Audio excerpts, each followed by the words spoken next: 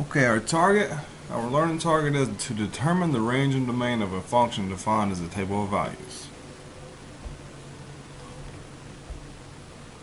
Suppose a function has only finitely many numbers in its domain and all the values of the function are displayed in a table.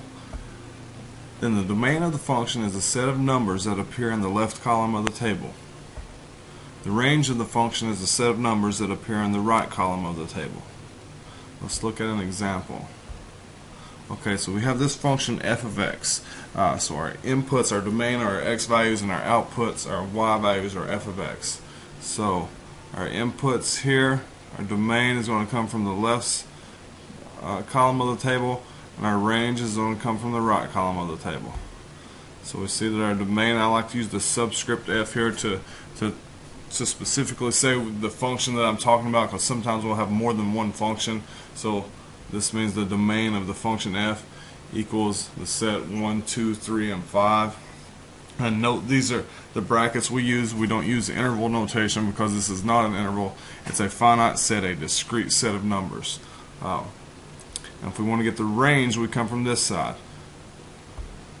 So my range of f is just going to be all the outputs. So the only outputs that this function has are a -7 and 6.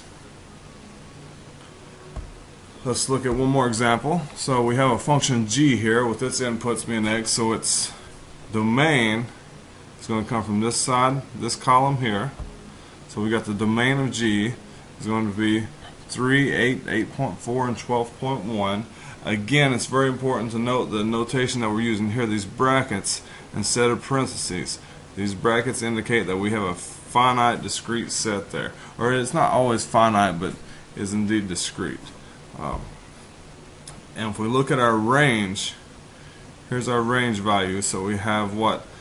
It's customary to start with the smallest and go up. So my range will be -2/7, then square root of 7, and then 3. It wouldn't necessarily matter the order that you put them in, but most math professors or all math professors that I've ever had like to keep an order to things. So they would start with the smallest to the left and increase to the right. So -2/7, square root of 7, and 3. And that is going to end this instructional clip on this learning target. Thank you.